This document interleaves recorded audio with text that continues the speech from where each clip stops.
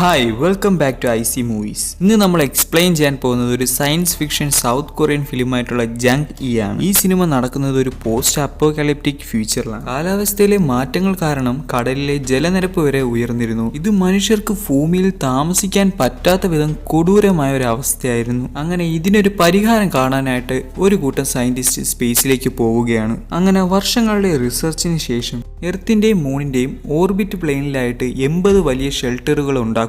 പിന്നീട് അങ്ങോട്ടുള്ള 10-20 കൊല്ലം 90% ആളുകളും ഈ ഓർബിറ്റൽ പ്ലെയിനിലാണ് താമസിച്ചിരുന്നത്. എന്നാൽ ബാക്കിയുള്ള 10% ആളുകൾ ഭൂമിയിൽ തന്നെ താമസിച്ചിരുന്നു. അവർ ഈ പ്ലാനിനോടെല്ലാം എതിർപ്പുള്ള ആൾക്കാരായിരുന്നു. അങ്ങനെ കുറച്ചു വർഷം എല്ലാവരും സമാധാനത്തോടെ താമസിക്കുകയായിരുന്നു. എന്നാൽ ഈ ഷെൽട്ടറിൽ താമസിക്കുന്ന ചില ആളുകളെല്ലാം കൂടെ ചേർന്ന് റാഡിക്കൽ ഗ്രൂപ്പ് എന്ന പേരിൽ ഒരു ഏഡ്രിയൻ റിപ്പബ്ലിക് രൂപീകരിക്കുകയാണ്. ആ ഗ്രൂപ്പിന്റെ പ്രധാന ലക്ഷ്യം ആ ഷെൽട്ടറിൽ താമസിക്കുന്ന മറ്റു ആൾക്കാരെല്ലാം അറ്റാക്ക് ചെയ്യുക എന്ന് തന്നെയായിരുന്നു. എന്നിട്ട് അവരുടെ എല്ലാ പവറും ഇവര് കൈയടക്കി വെക്കും. അവരുടെ മുമ്പിൽ ആര് വന്നാലും അവരൊരു ദയവുമില്ലാതെ കൊല്ലുക എന്നത് ഏഡ്രിയൻ റിപ്പബ്ലിക്കിന്റെ ഒരു സ്വഭാവമായിരുന്നു.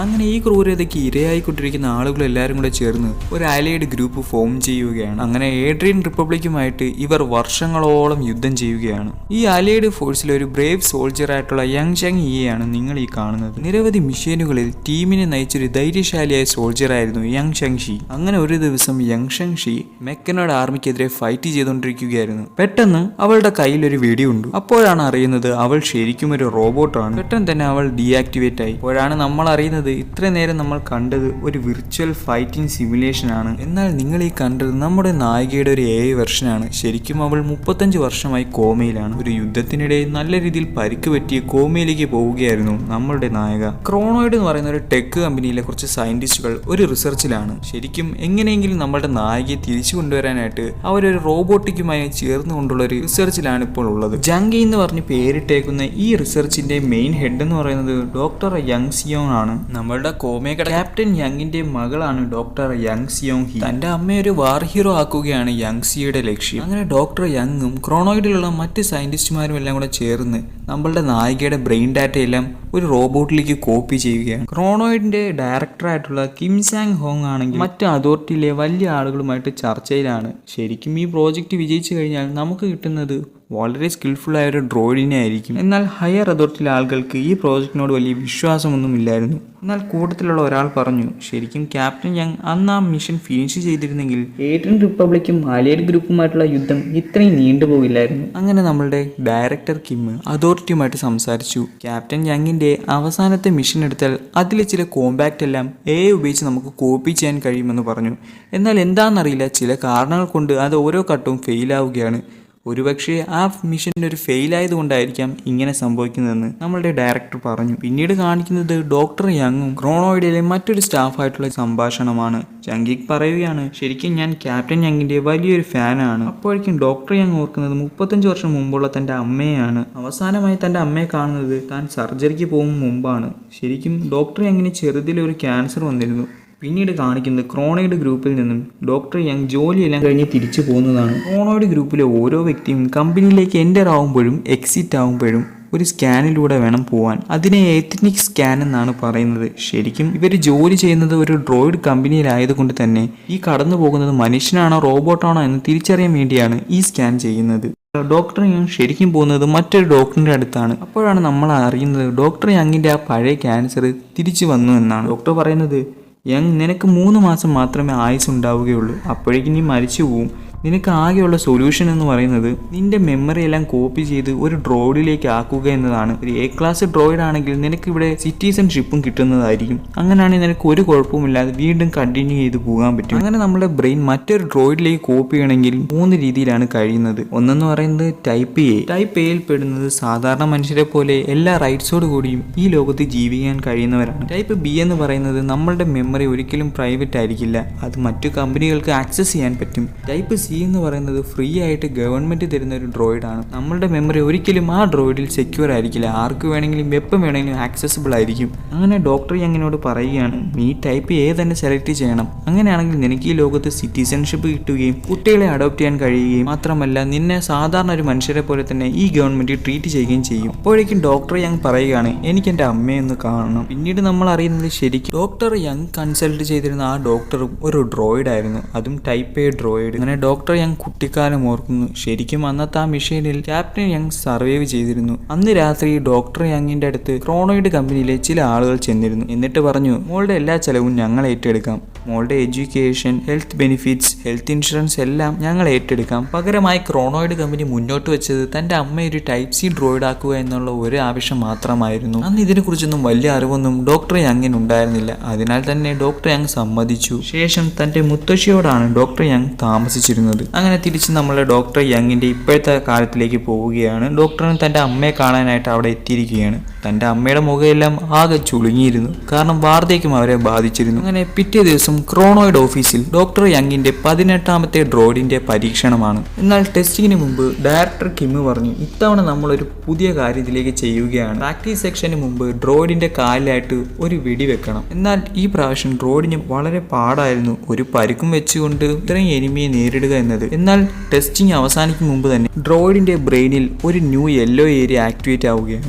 ജങ്കി റോബോട്ട് തിരിച്ച് ഫൈറ്റ് ചെയ്യുകയാണ്, അതും ഫുൾ ഫോഴ്സിൽ. അങ്ങനെ എൻ്റെ ടീം ഞെട്ടുകയാണ്. അവരുടെ പ്രോജക്റ്റിൽ ഒരു ബ്രേക്ക് ത്രൂ ഉണ്ടാവുകയാണ്. ഡയറക്ടർ കിമ്മിന് എന്ത് ചെയ്യണമെന്ന് അറിയില്ല. അങ്ങനെ ഉടൻ തന്നെ ക്രോണോയിഡ് ടീമെല്ലാം അവരുടെ ഹെഡ് ക്വാർട്ടറിലേക്ക് പോവുകയാണ് ഈ പുതിയ മാറ്റത്തെക്കുറിച്ച് അവരുടെ ചെയർമാനെ അറിയിക്കാൻ. അങ്ങനെ അവിടെ എത്തിയപ്പോഴേക്കും ഡയറക്ടർ കിമ്മിന് ചെയർമാനെ കാണാൻ കഴിഞ്ഞില്ല. അവരറിയിച്ചു, ചെയർമാൻ ഇപ്പോൾ അൺഅവൈലബിൾ ആണ്, നിങ്ങൾക്ക് എന്ത് കാര്യമുണ്ടെങ്കിലും എന്നോട് സംസാരിക്കാം. വന്നിരിക്കുന്ന സ്ത്രീ പ്രോഡക്റ്റ് ഡിപ്പാർട്ട്മെന്റിലുള്ള ആളായിരുന്നു. ഡയറക്ടർ കിമ്മി ചിന്തിച്ചു, എന്തിനാണ് ഒരു മിലിറ്ററി കമ്പനിക്ക് പ്രോഡക്റ്റ് ഡിപ്പാർട്ട്മെന്റ്? എന്നാൽ കിം തിരിച്ചുപോയി. കിമ്മിന് ഇതൊട്ടും ഇഷ്ടപ്പെട്ടില്ല. കിം ആകെ ഡിസപ്പോയിന്റഡ് ആയിരുന്നു. അങ്ങനെ കിം തിരിച്ച് അവരുടെ ഓഫീസിലേക്ക് എത്തി അവരുടെ പുതിയ ബ്രെയിൻ ടെസ്റ്റ് ചെയ്യുകയായിരുന്നു. അപ്പോഴേക്കും ഒരു സ്റ്റാഫ് വന്ന് കിമ്മിനോട് പറഞ്ഞു, ചെയർമാൻ താങ്കളെ കാണാൻ ഇവിടെ വെയിറ്റ് ചെയ്യുകയാണ്. അങ്ങനെ കിം ധൃതിയിൽ ചെയർമാന്റെ അടുത്തേക്ക് പോയി. പെട്ടെന്ന് തന്നെ കിം ഡീആക്ടിവേറ്റ് ആവുകയാണ്. അപ്പോഴാണ് നമ്മൾ അറിയുന്നത് കിമ്മും ഒരു ഡ്രോയിഡ് ആണ്, അതും ചെയർമാൻ ഉണ്ടാക്കിയ ആദ്യത്തെ പ്രോട്ടോടൈപ്പ്. അവിടേക്ക് ഡോക്ടർ യങ് എത്തിയിട്ട് പറഞ്ഞു, നമ്മളുടെ പരീക്ഷണത്തിൽ ഒരു ബ്രേക്ക് ത്രൂ ഉണ്ടായിരിക്കുകയാണ്. എന്നാൽ ചെയർമാൻ ഒട്ടും സർപ്രൈസ്ഡ് ആയില്ല. ചെയർമാൻ പറഞ്ഞു, ഏഡ്രിയൻ റിപ്പബ്ലിക്കും അലൈഡ് ഫോഴ്സും തമ്മിൽ സമാധാനത്തിലേക്ക് എത്തുകയാണ്.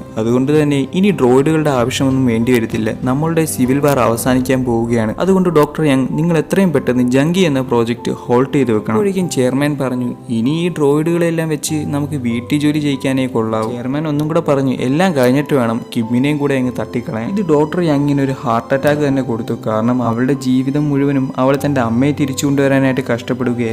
എന്നാൽ അടുത്ത സീനിൽ കാണിക്കുന്നത് ക്രോണോയിഡ് ഗ്രൂപ്പ് ജങ്കി പ്രോജക്റ്റുമായിട്ട് മുന്നോട്ട് പോകുന്നതാണ്. എന്തെങ്കിലും ഒരു കൺക്ലൂഷനിൽ എത്തണമെന്ന് ഡോക്ടർ യങ്ങിന് ആഗ്രഹമുണ്ടായിരുന്നു. ഡയറക്ടർ കിം വളരെ ദേഷ്യത്തിലാണ്. കാരണം ആ ടെസ്റ്റിംഗ് വീണ്ടും ഫെയിൽ ആയിക്കൊണ്ടിരിക്കുകയാണ്. കിം പറയുകയാണ്, ആ ഡ്രോയിഡിന്റെ ഒരു കൈ അങ്ങ് കട്ട് ചെയ്ത് കളഞ്ഞാലേ ആ ബ്രെയിൻ ആക്ടിവേറ്റ് ആവത്തുള്ളൂ. അങ്ങനെ നമ്മളുടെ ഡയറക്ടർ കിം ടെസ്റ്റിംഗ് റൂമിൽ കയറി ക്യാപ്റ്റൻ യങ്ങിനെ വെടിവെക്കുകയാണ്. ക്യാപ്റ്റൻ യങ് ഒരു ഡ്രോയിഡ് ആണെങ്കിലും ക്യാപ്റ്റൻ യങ്ങിന്റെ ബ്രെയിൻ മനുഷ്യരെ പോലെ തന്നെ വളരെ ഡെവലപ്ഡ് ആണ്. അതുകൊണ്ട് തന്നെ പല സെൻസേഷനും അവർക്കും ഫീൽ ചെയ്യും. അങ്ങനെ നമ്മളുടെ ക്യാപ്റ്റൻ യങ് നിർത്താതുള്ള ഫയറിംഗ് കാരണം വേദന കൊണ്ട് അലറുകയാണ്. ഇതൊന്നും കണ്ടു നിൽക്കാൻ നമ്മളുടെ ഡോക്ടർ യങ്ങിന് കഴിയില്ല. അങ്ങനെ നമ്മളെ ഡോക്ടർ യങ് പെട്ടെന്ന് തന്നെ ആ ഡ്രോയിഡിനെ ഷട്ട് ഓഫ് ചെയ്ത്. എന്നാൽ കിമ്മിന് അതൊട്ടും ഇഷ്ടപ്പെട്ടില്ല.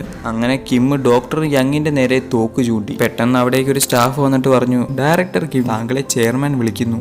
അങ്ങനെ ഡയറക്ടർ കിമ്മുമായിട്ടുള്ള പ്രശ്നത്തിന് ശേഷം നമ്മളുടെ ഡോക്ടർ യങ് ഇതുവരെ പരീക്ഷിച്ച എല്ലാ ജങ്കി ഡ്രോയിഡുകളെയും അനലൈസ് ചെയ്തുകൊണ്ടിരിക്കുകയായിരുന്നു. പെട്ടെന്നാണ് അതിലൊരു ജങ്കി റോബോട്ടിനെ അവിടുത്തെ എംപ്ലോയി ആയ ജേക്യുങ് എടുത്തതായിട്ട് കാണിക്കുന്നത്. ഇത് എന്താണെന്ന് മനസ്സിലാവാത്ത നമ്മളുടെ ഡോക്ടർ യങ് നേരെ ജേക്യുങ്ങിന്റെ അടുത്തേക്ക് പോയി. റൂമിലെത്തിയ ഡോക്ടർ യങ് ഞെട്ടിപ്പോയി. കാരണം തന്റെ അമ്മയുടെ ആ ഡ്രോയിഡിനെ ജേക്യുങ് അബ്യൂസ് ചെയ്യുകയായിരുന്നു. പെട്ടെന്ന് തന്നെ ഡോക്ടർ യങ്ങിന് ക്ഷമയിട്ട് ജേക്യുവിന്റെ കൊങ്ങക്കേറി പിടിച്ചു. എന്നാൽ ജേക്യുങ് പറഞ്ഞു, എന്നെ വിട്, ഞാനൊന്നും ചെയ്തിട്ടില്ല, ഇതെല്ലാം കമ്പനി പറഞ്ഞിട്ടാണ് ഞാൻ ചെയ്തത്. കമ്പനിയാണ് അവനെ ഏൽപ്പിച്ചത്. ജങ്കി മോഡലുകളുടെ സെക്ഷൽ കാപ്പബിലിറ്റിയാണ് അവൻ ടെസ്റ്റ് ചെയ്തത്. കാരണം ഉടനെ തന്നെ യുദ്ധം അവസാനിക്കും. അങ്ങനെ വന്നാൽ ഈ ഡ്രോയിഡ് കൊണ്ടുള്ള ഉപയോഗങ്ങൾ കുറവായിരിക്കും. അതിനാൽ ഈ ഡ്രോയിഡിനെ ഒരു സെക്സ് ടോയ് ആയിട്ട് യൂസ് ചെയ്യാനായിരുന്നു കമ്പനിയുടെ ഉദ്ദേശം. ഇതിലൂടെ നല്ല രീതിയിൽ പൈസ ഉണ്ടാക്കാമെന്ന് കമ്പനിക്ക് അറിയാമായിരുന്നു. അപ്പോഴാണ് ഡോക്ടർ യങ് ഓർത്തത് തന്റെ മദറിൻ്റെത് ഒരു ടൈപ്പ് സി ബ്രെയിൻ ആണ്. അതിനാൽ ഏത് കമ്പനിക്ക് എങ്ങനെ വേണമെങ്കിലും അത് ഉപയോഗിക്കാൻ കഴിയും. അങ്ങനെ ഡോക്ടർ യങ് നമ്മളുടെ ഡയറക്ടറിന്റെ അടുത്തേക്ക് പോവുകയാണ്. ഡയറക്ടറും ആകെ വിഷമത്തിലാണ്. പെട്ടെന്ന് ജങ്കി പ്രോജക്റ്റ് നിർത്തേണ്ടി വന്നതിൽ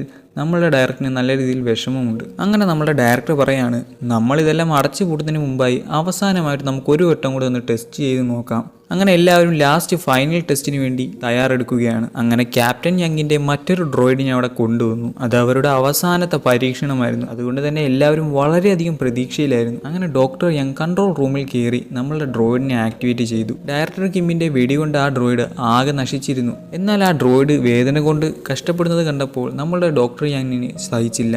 ഡോക്ടർ യങ് അങ്ങനെ അതിനെ ഡീആക്ടിവേറ്റ് ചെയ്യാനായിട്ട് പോയി. പെട്ടെന്നാണ് ബ്രെയിനിൽ ഒരു യെല്ലോ കളർ വീണ്ടും വന്നത്. ഡീആക്ടിവേറ്റ് ആവാൻ പോയ ആ റോബോട്ട് പെട്ടെന്നൊരു മനുഷ്യനെ പോലെ പെരുമാറി തൻ്റെ മകളോട് വളരെ സ്നേഹത്തിൽ ആ റോബോട്ട് സംസാരിച്ചു. ആ ഡ്രോയിഡ് ഇങ്ങനെയാണ് പറഞ്ഞത്. തൻ്റെ മകളെ അവസാനമായിട്ട് കണ്ട കാര്യങ്ങളായിരുന്നു ആ ഡ്രോയിഡ് വിവരിച്ചുകൊണ്ടിരുന്നത്. ഇത് കേട്ട ഡോക്ടർ യങ് കരയാൻ തുടങ്ങി. തൻ്റെ അമ്മയ്ക്ക് തന്നോടുള്ള സ്നേഹം കണ്ടപ്പോൾ ഡോക്ടർ യങ്ങിന് പിടിച്ചു നിൽക്കാനായില്ല. അങ്ങനെ ക്യാപ്റ്റൻ യങ്ങിന്റെ ഡ്രോയിഡ് പറഞ്ഞു. അങ്ങനെ ഡ്രോയിഡ് സംസാരിക്കുകയാണ്. തൻ്റെ പഴയ കാലമാണ് ഡ്രോയിഡ് പറയുന്നത്. എൻ്റെ മകള് സർജറിക്ക് മുമ്പ് എനിക്കൊരു ഡോള് തന്നിരുന്നു. എന്നാൽ അതിപ്പോൾ എവിടാന്ന് എനിക്കറിയില്ല. കാരണം മിഷൻ നടന്നുകൊണ്ടിരുന്ന സമയത്ത് എൻ്റെ കയ്യിൽ നിന്നും അത് നഷ്ടമായി പോയി. അപ്പോഴാണ് ഡോക്ടറെ അങ്ങനെ മനസ്സിലായത് ഇതുവരെയുള്ള ഡ്രോയിഡ് എല്ലാം ഫെയിലായത് ആ ഡോൾ അങ്ങനെ അവിടെ കിടക്കുന്നത് കൊണ്ടാണ്.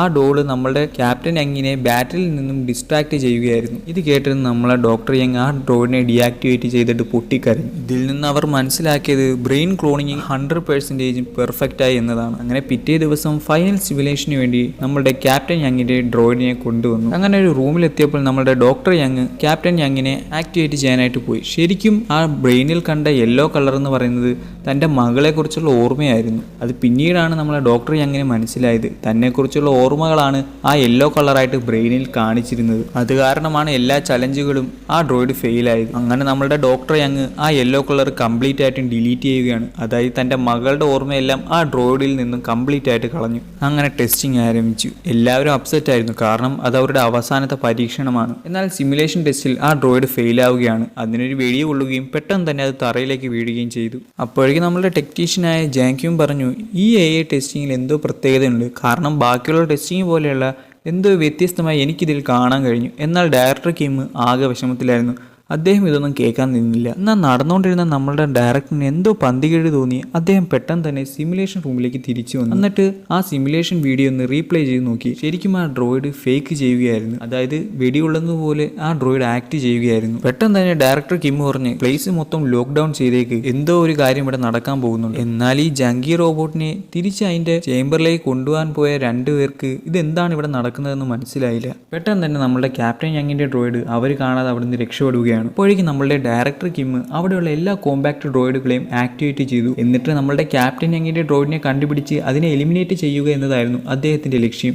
ഇതേ സമയം നമ്മുടെ ഡോക്ടർ യങ് തന്റെ മദറിന്റെ ഡാറ്റ എല്ലാം കമ്പ്യൂട്ടറുകളിൽ നിന്നും പെർമനന്റ് ആയിട്ട് ഡിലീറ്റ് ചെയ്യുകയാണ്. കാരണം ഇനി ആരും തന്റെ മദറിന്റെ ബ്രെയിൻ ക്ലോൺ ചെയ്യാതിരിക്കാനായിരുന്നു അത്. അങ്ങനെ അടുത്ത സീനിൽ കാണിക്കുന്ന നമ്മളെ ക്യാപ്റ്റൻ യങ്ങിന്റെ ഡ്രോയിഡ് ഒരു റൂമിലേക്ക് ചെല്ലുകയാണ്. അവിടെ മുഴുവനും തന്നെ പോലുള്ള ഒരു ഡ്രോയിഡുകളായിരുന്നു ക്യാപ്റ്റൻ യങ് കണ്ടത്. എന്നാൽ കോമ്പാക്ട് ഡ്രോയിഡുകൾക്ക് നമ്മളുടെ ക്യാപ്റ്റൻ യങ്ങിനോട് പിടിച്ചു നിൽക്കാനായില്ല. കാരണം ക്യാപ്റ്റൻ യങ്ങിന് വളരെയധികം സ്കില്ലുകളായിരുന്നു. കോമ്പാക്ട് ഡ്രോയിഡുകൾ നിർത്താതെ ഇങ്ങനെ വന്നുകൊണ്ടേയിരിക്കുകയായിരുന്നു. ഇത് കണ്ട ഡോക്ടർ യങ് നേരെ തന്റെ അമ്മയുടെ അടുത്തേക്ക് പോയി. അങ്ങനെ ആരും കാണാതെ നമ്മളുടെ ഡോക്ടർ യങ് തന്റെ അമ്മയുടെ ബ്രെയിൻ ഒരു പുതിയ ഡ്രോയിഡിലേക്ക് ട്രാൻസ്ഫർ ചെയ്തു. അങ്ങനെ ആരും കാണാതെ ആ പുതിയ ഡ്രോയിഡുമായിട്ട് ഒരു എയർക്രാഫ്റ്റിൽ അവിടെ നിന്നും രക്ഷപ്പെടാൻ നോക്കി. എന്നാൽ ആ എയർക്രാഫ്റ്റിൽ ഡയറക്ടർ കിമ്മും ഉണ്ടായിരുന്നു. അങ്ങനെ ജങ്കി ഡ്രോയിഡിനെ വെറുതെ വിടാൻ അദ്ദേഹം തീരുമാനിച്ചിട്ടില്ല. തന്റെ കയ്യിലുണ്ടായിരുന്ന ഒരു ഗണ്ണെടുത്ത് നമ്മളുടെ ഡോക്ടർ യങ്ങിന്റെ ഷോൾഡറിൽ ഫയർ ചെയ്തു. ഇത് കണ്ടതും ജങ്കി റോബോട്ട് ഡയറക്ടർ കിമ്മിനെ അറ്റാക്ക് ചെയ്യാൻ തുടങ്ങി. അങ്ങനെ നമ്മുടെ ഡയറക്ടർ കിമ്മിന്റെ ഒരു കണ്ണ് ജങ്കി റോബോട്ട് ഷൂട്ട് ചെയ്തു. അപ്പോഴാണ് ഡയറക്ടർ കിം അറിയുന്നത് താനും ഒരു ഡ്രോയിഡാണെന്ന്. അങ്ങനെ രണ്ട് റോബോട്ടുകളും ഫൈറ്റ് ചെയ്യാൻ തുടങ്ങി. ഇതേ സമയം പുറത്ത് AI പോലീസ് റോബോട്ടുകൾ അവരെ ഫോളോ ചെയ്യുകയായിരുന്നു. ആ പോലീസ് റോബോട്ടുകൾ ഈ എയർക്രാഫ്റ്റിലേക്ക്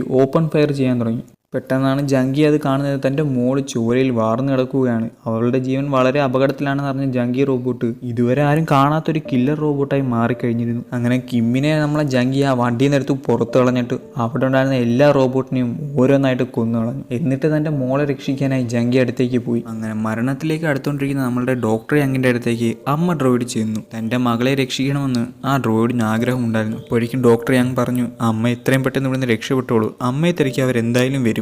അമ്മയ്ക്ക് ഞാൻ തന്നിരിക്കുന്ന ഒരു പുതിയ ലൈഫാണ് ഇത്. അമ്മയുടെ ഇഷ്ടമുള്ള രീതിയിൽ അമ്മ ജീവിക്കണം. ഒരിക്കലും എന്നെ ഓർത്ത് വിഷമിക്കരുത്. ഇത്രയും പറഞ്ഞപ്പോഴേക്കും ആ ഡ്രോയിഡിന് ആകെ വിഷമായി. ഡ്രോയിഡ് തൻ്റെ മകളെ കെട്ടിപ്പിടിച്ചു. അപ്പോഴാണ് നമ്മളെ ഡോക്ടറെ അങ്ങനെ മനസ്സിലായത് ആ മെമ്മറി എല്ലാം ഡിലീറ്റ് ചെയ്തിട്ടുണ്ടെങ്കിലും തൻ്റെ അമ്മയുടെ യഥാർത്ഥ ഐഡന്റിറ്റി ഇതുവരെയും ആ ഡ്രോയിഡിൽ നിന്നും പോയിട്ടില്ല. അങ്ങനെ അവസാനം ആ ഡ്രോയിഡ് തൻ്റെ മോളെ കെട്ടിപ്പിടിച്ചതിന് ശേഷം അവിടെ നിന്നും പോയി. അങ്ങനെ നമ്മളെ ഡോക്ടറെ പതുക്കെ മരണത്തിലേക്ക് കീഴടങ്ങുകയായിരുന്നു. അങ്ങനെ സിനിമ അവസാനിക്കുമ്പോൾ നമ്മളെ ഡ്രോയിഡ് ഒരു പുതിയ ലോകത്ത് ഒരു മനോഹരമായ വ്യൂ ആസ്വദിച്ചു ആസ്വദിക്കുന്നതായിട്ടാണ് കാണിക്കുന്നത്. കാരണം തൻ്റെതായ ലൈഫ് ആ ഡ്രോയിഡ് ആരംഭിച്ചു കഴിഞ്ഞിരുന്നു.